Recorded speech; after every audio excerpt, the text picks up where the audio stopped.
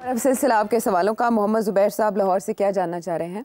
ये जो मौजूदा बजट आया है, ये मेरे हिसाब से तो अवाम का कत्ल है। इस पे आप क्या अपनी राय का इजहार करना चाहेंगे? देखिए, आपको अभी नज़र आ रहा है कि अवाम का कत्ल है। एक्चुअली अवाम का कत्ल तो शुरू हो गया था पिछले साल, जबकि एक पीडीएम की गवर्नमेंट आई थी और उन्होंने ये फ़ैसला किया था कि आईएमएफ का प्रोग्राम चलाना है। उस वक़्त उसके ऊपर झगड़े भी हुए, क्योंकि मिफ्ता इस्माइल साहब कह रहे थे कि आईएमएफ का प्रोग्राम करना है और इसाक डार साहब कह रहे थे कोई ज़रूरत नहीं है, हम आंखें दिखाएंगे और हम आवाम के लिए कोई मुश्किलात नहीं पैदा होने देंगे। मगर जब ये फाइनली ये फैसले हुए तो फिर वहीं से शुरू हो गया था आईएमएफ प्रोग्राम। पेट्रोल की कीमतें बढ़नी शुरू हो गई and so on and so fourth. तो वो तो एक सिलसिला चल रहा है और आगे भी चलेगा। तो पहली बात तो ये है कि, और दूसरी बात ये है कि जब इन्होंने ये फैसला किया था इस हुकूमत नून लीग वालों ने कि इन्होंने एक इंटरिम गवर्नमेंट बनानी है और उस पर आईएमएफ का प्रोग्राम चलाना है, तो उसी वक्त ये नज़र आना शुरू हो गया था कि नून लीग की एज पार्टी फारग हो जाएगी अगर उन्होंने ये सब कुछ किया आवाम के ख़िलाफ़। तो जब इलेक्शन आएंगे तो ये उड़ जाएंगे, और वही हुआ। इलेक्शन आए तो ये उड़ गए। वो और बात है, हुकूमत बना ली। वो इमरान खान साहब भी नहीं जीते थे, उन्होंने भी हुकूमत बना ली थी 2018 में। तो इस मुल्क में ऐसे ही होता है। तो अब सिलसिला ये है कि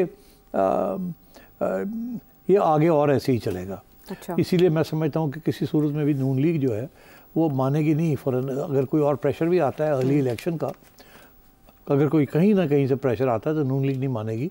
उसकी तो ये कोशिश होगी कि जितनी देर और हम बैठे रहें और ताकि हालात कुछ बेहतर हों, ताकि हम आवाम को कोई रिलीफ दे सकें। इस वक्त रिलीफ देने का कोई मौक़िफ़ नहीं, टाइम नहीं है। गोइंग फॉरवर्ड, आज आपने देख लिया क्या हुआ। आज आपने देखा कि बिजली की कीमत जो है वो एकदम बढ़ा दी गई है पर यूनिट। बाकी चीज़ें तो चल रही हैं मगर यूनिट प्राइस फिर बढ़ा दी गई है। और वो सबसे ज़्यादा जो डज़ लगेगी वो लगेगी गरीब आवाम को, जिनके 100 से 200 यूनिट जो कंज्यूम करते हैं, उनके ऊपर भी कोई 7 रुपए पर यूनिट बढ़ा दिया गया, बुनियादी यूनिट, मगर सबके ऊपर हुआ है ऑल अक्रॉस। तो ये बिल्कुल वैसे ही है जैसे कि गरीब और मिडिल क्लास जो है उसको डज़ लग रही है। और यही फ़लसफ़ा हुकूमत ने और आईएमएफ की तजवीज़ लेके आगे बढ़ाया है in the case of income tax. ठीक है ना। वो भी हमने काफ़ी दफ़ा कहा है कि सैलरीड क्लास जो है, जो मिडिल इनकम ग्रुप्स हैं, उनके ऊपर काफ़ी बोझ पड़ गया। उनकी रियल जो इनकम उनको मिलती है वो कम हो जाएगी अब पहले से। तो अगर कोई तनख्वाहें बढ़ती भी हैं तो उनको कोई फ़ायदा नहीं होगा, बिकॉज एक तरफ जनरल इन्फ्लेशन चल रही होगी जीएसटी की वजह से। हर चीज़ जो है 10 से 18% महंगी हो जाएगी। और दूसरी चीज़ ये है कि जो टैक्स ब्रैकेट्स बढ़ा दिए कि जी पहले आप इतने % टैक्स देते थे अगर आप लाख रुपए महीना कमाते थे, अब आप जितने पहले देते थे उसका डबल देंगे आप। तो इसी तरीके के साथ सारे जो ब्रैकेट्स हैं सब के ऊपर बढ़ गया है। सबसे कम जो परसेंटेज इंक्रीज़ हुई है वो सबसे ज़्यादा अमीर लोग हैं, उनके ऊपर सबसे कम परसेंटेज इंक्रीज़ हुई है, परसेंटेज इंक्रीज़। और जो सबसे लोअर लेवल पे है उनके ऊपर परसेंटेज इंक्रीज़ सबसे ज़्यादा हुई है। तो ये बिजली वाला भी मामला बिल्कुल उसी किस्म का है। सब स्लैब्स के होगा मगर सबसे ज़्यादा असर जो है नेगेटिव जो है वो गरीब लोगों के ऊपर होगा। तो अब आई बात के ये क्यों कर रहे हैं ऐसे। इनको कुछ एडजस्टमेंट नहीं कर सकते थे, पैसे इकट्ठे करने हैं ना, तो पैसे इकट्ठे करने के तो बहुत से तरीके होते हैं। और मेरा ये मौक़िफ़ रहा है कि इन्होंने पैसे अमीरों से इकट्ठे करने के वो जो रास्ते हैं उनको एक्सप्लोर नहीं किया या उधर गए नहीं हैं। और इन्होंने अमीरों को छूट दे दी है या रिलेटिव छूट दे दी है। वैसे छूट तो किसी को नहीं मिली, सबके ऊपर डज़ लगी है, मगर अमीरों के ऊपर कम लगी है relatively in regards to their income, और जो मिडिल क्लास है उसके ऊपर ज़्यादा लगी है। तो ये एक सियासी तौर पे ये खुदकशी की तरह ये खुदकशी है सियासी तौर पे। तो इसलिए किसी वक्त भी हंगामी हालात हो सकते हैं यहाँ, और अगर ऐसे हुआ तो बड़ा मुश्किल हो जाएगा इस गवर्नमेंट को सर्वाइव करना। और उसके बाद अगर किसी स्टेज पे अगले 1 साल 2 साल में इलेक्शन भी होते हैं तो नून लीग तो बिल्कुल वाइप आउट हो जाएगी। नून लीग का नामो निशान नहीं रहेगा, इतना गुस्सा है आवाम के अंदर। तो ये बात होगी। एक बात अगर टाइम है तो मैं क्लियर कर दूँ। मैंने तजवीज़ दी है, मैंने एक ट्वीट भी की है। मैंने ये कहा है प्राइम मिनिस्टर साहब को कि आप मेहरबानी करें, ये जो आपने मिडिल क्लास के ऊपर जो टैक्स स्लैब्स जो हैं वो परसेंटेजेस रेट्स बढ़ा दिए हैं, इसको वापस करें।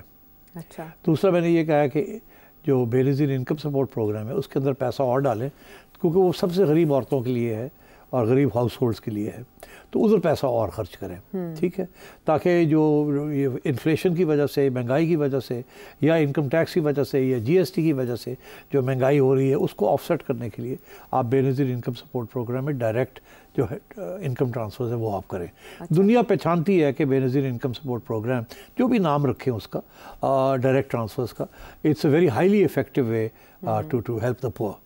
और यहाँ आपको पता है कि 40-45% जो आवाम है वो पॉवर्टी लाइन, जो वर्ल्ड बैंक ने डिफ़ाइन की है पॉवर्टी लाइन, उससे नीचे गिरी हुई है। तो एक तो ये मैंने तजवीज़ दी है कि बेनज़ीर इनकम सपोर्ट प्रोग्राम में पैसे और डालें। दूसरी मैंने ये तजवीज़ दी है कि रिवर्स करें मिडिल क्लास के ऊपर जो आपने बोझ डाल दिया। और मैंने कहा जो पैसे आपको चाहिए इनको रिवर्स करने के लिए, वो आप पैसे पब्लिक सेक्टर डेवलपमेंट प्रोग्राम जो है उसको कम करें, बिकॉज ज़रूरत नहीं है। सड़कें अगर 1 साल नहीं बनेंगी तो कोई फ़र्क नहीं पड़ेगा, अगर 2 ब्रिजेज़ नहीं बनेगी तो कोई फ़र्क नहीं पड़ेगा, ठीक है। और साथ मैंने ये कहा कि MNAs को जो आप 500 अरब रुपए दे रहे हैं 1 साल के अंदर, इनको भी रोक दें। अगर आप इनको दे भी दें ना, और ये पैसे उसमें से 40% तो में चला जाता है, 20% इनकी जेब में जाता है, 20% ब्यूरोक्रेसी ले जाती है, बाकी 50% जो है उसमें से 10% कंट्रैक्टर ले जाता है और 50% लगता है। तो अगर आप ये इसको बंद कर देंगे तो कोई फ़र्क नहीं पड़ेगा। MNA और जो आपके जो सपोर्टर्स हैं वो 1 साल और बर्दाश्त कर सकते हैं, ठीक है। उन्होंने पैसे खर्च किए इलेक्शन में, अब वो जल्दी जल्दी पैसे बनाना चाह रहे हैं ताकि उनको डर लगा हुआ कल को इलेक्शन ना आ जाए तो क्या करेंगे। तो कोई बात नहीं, इलेक्शन अभी नहीं आ रही, तो आप इनको कहें 1 साल सब्र करें। वो जो 500 अरब है उसको 250 अरब कर दें, कहीं और डाइवर्ट कर दें, उधर कर दें। हाँ। तो यहाँ से पैसे निकालें। और जो ओवरलैपिंग मिनिस्ट्रीज़ हैं, बहुत सी मिनिस्ट्रीज़ हैं जो कि प्रोविंशियल भी हैं और फेडरल भी हैं, हालांकि डिवोल्यूशन हो चुकी है, तो वो ख़त्म करें उनको, फारा करें लोगों को और वहाँ से पैसे बचाएं। तो पैसे बचाने के बड़े तरीके हैं जी। और नेक नियति होनी चाहिए वैसे, और अमीरों के ऊपर और भी बहुत कुछ हो सकता है। उसमें आप जाते जाते मैं ये कह दूँ कि मैंने पिछले प्रोग्राम में पिछले हफ्ते एक बात कही थी। मैंने कहा था एक ये जो नया कानून आया है कि रिटायर्ड फौजी या सर्विंग फौजी या सर्विंग ब्यूरोक्रेट या रिटायर्ड ब्यूरोक्रेट, ये जो है जब इनकी ज़मीनें या इनके जो असासे हैं ज़मीन, वो जब प्रॉपर्टीज़ बेचते हैं तो इनके ऊपर ट्रांसफ़र टैक्स नहीं लगेगा, ठीक है। अब ये हमने अखबारों में यही पढ़ा था, तो इसलिए मैंने ये कहा। मुझे ये क्लैरिफिकेशन आई है जो लोग एक्सपर्ट्स हैं इसके अंदर, और फिर अता तारर साहब ने भी एक प्रेस कॉन्फ्रेंस की है जो मैंने सुना है, जिसमें उन्होंने कहा ऐसी सूरत हाल नहीं है, ये छूट जो है ये सिर्फ उन लोगों के लिए है, retired military and serving retired और सर्विंग मिलिट्री ऑफिसर्स या ब्यूरोक्रेट्स जिनका कोई तल्लक शोहदा से है। अच्छा। जो कि सर्विस टू द स्टेट पे मारे गए हैं, उनकी फैमिलीज़ के लिए है, या रिटायर हो गए हैं but they have service record, तो उनके लिए ये है। और सिर्फ एक्सेप्शंस है एक ट्रांसफ़र के लिए जो उनको ज़मीनें मिलती हैं हुकूमत से या फ़ौज से, ये उसके ऊपर है, किसी और चीज़ पे नहीं है। और अगर उसको ये ट्रांसफ़र करते हैं जो इनको एजाज़ में मिलती हैं, वो पहली दफ़ा उसके ऊपर नहीं होगा, उसके बाद अगर फिर करेंगे दूसरी दफ़ा या तीसरी दफ़ा वो तो फिर नहीं होगा, फिर उसके ऊपर लगेगा सारा कुछ। तो अगर मैं रिटायर्ड हूँ और मेरा तल्लुक़ शोहदा से है या सर्विस टू द स्टेट है, तो जब मैं पहली दफ़ा वो जो ज़मीन जो मुझे मिली है वो जब मैं ट्रांसफ़र करूँगा तुम्हारे नाम पे, तो वो उसके ऊपर ट्रांसफ़र ड्यूटी नहीं होगी, मगर तुम जब करोगी आगे तो उसके ऊपर लगेगी, ठीक है। तो ये सब कह रहे हैं कि इतना बड़ा चीज स्टेप नहीं है ये, it is a very focus thing. इसको ऐसे ना लगे कि हमने सारी मिलिट्री ब्यूरोक्रेसी सिविल सर्विस को हमने ये सहूलत दी है। तो I stand this is the situation. Okay ठीक है, लेकिन उससे पहले जो तजावीज़ आपने हुकूमत को दी, अगर आपने दोबारा आवाम में जाना है तो आपको एक दीवार बनना पड़ेगा मुश्किलात और आवाम के दरमियान, और वो रास्ते बहुत से ऐसे मौजूद हैं जिन्हें out of the box solution कहा जाता है। और एक अरसे से ये हुकूमत बात कर रही है, कभी किफ़ायतशारी कमेटी बनाकर और कभी आउट ऑफ द बॉक्स तरीके ढूंढने की बातें करके, लेकिन अभी तक हमें इस बजट में कम अज़ कम ऐसा कोई पहलू दिखाई नहीं दिया। तो इन तजावीज़ पर गौर करना बहुत ज़रूरी है।